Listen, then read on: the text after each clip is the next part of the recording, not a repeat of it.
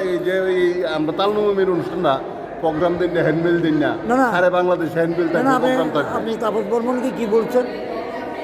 আপনি তাপস বাংলাদেশে কতটা মন্দির আছে? হ্যাঁ, আপনি বলেন কতটা মন্দির আছে বাংলাদেশে, কতটা মন্দির আছে ঠাকুরের মন্দির, সে কত দাম জানার দরকার। সেক্রেটারিকে বলছেন? সেক্রেটারিকে, হ্যাঁ সেক্রেটারিকে। সেক্রেটারি কি বলে? সেক্রেটারি বলছে আছে। আচ্ছা, জানি জানি কতটা আছে বলেন। এরপর দ্বিতীয়ত প্রশ্ন, প্রত্যেকটা মন্দিরে আপনার হ্যান্ডবিল দেব, পোস্টার দেব ঠাকুরের, আমরা কালেকশন করব।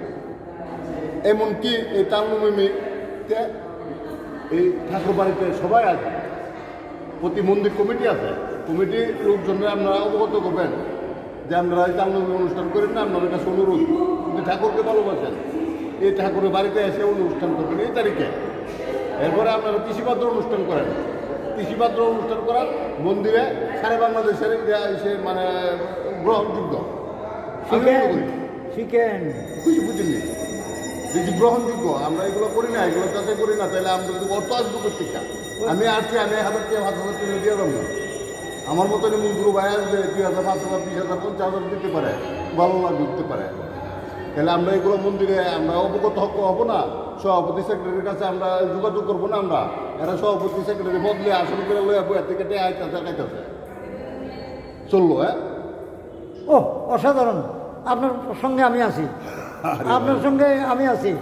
উনি কিন্তু উনি বাংলাদেশ ব্যাংকের একজন কিন্তু ডাইরেক্টর কিন্তু, এবং আপনার শুনেন ডেপুটি ডাইরেক্টর, এবং উনি রিটায়ার্ড পারসন, শিক্ষিত লোক এবং যথেষ্ট করে, কিন্তু নতুন দায়িত্ব পেয়ে উনি যথেষ্ট চেষ্টা করতেছেন। এই যে আপনি কথাগুলো বলছেন কোনো ঝগড়া না, এবং ওনাকে আপনি যে বলছেন এটা আমাদের শিক্ষা, এবং এটা ঋত্বিকদের বলা উচিত যে এই দেশে এই কেন্দ্রীয় আশ্রমে কিন্তু আমরা কোনো ঋত্বিক সম্মেলন হয় না, আর যোগ্যতা নয় দাবি করে বেগর পথে তারাই মনে। অ্যাকচুয়ালি যারা ঋত্বিক সচিব হয়েছে তাদের লজ্জা থাকা উচিত। ঋত্বিক কাকে বলে, তার আচরণ কি, কিছুই জানে না, কিছুই জানে না। আসলে তো জানে না, আসলে তো জানে না ওই মনে ঋত্বিক আছে, আর পাগলে করবো তো মাথা দোষ করে দেবো, মেনটেন দিব। একটা ঋত্বিক ঠাকুরের, একটা ঋত্বিক মানে কি ব্যাপার? ঋত্বিক মানে ঠাকুর তো তার, হ্যাঁ ঋত্বিক দেবতা মানে আমরা ঠাকুরকে পাইছি। আমরা যেমন আমরা ঋত্বিক দেবতা, আমি ঠাকুর পাইলাম।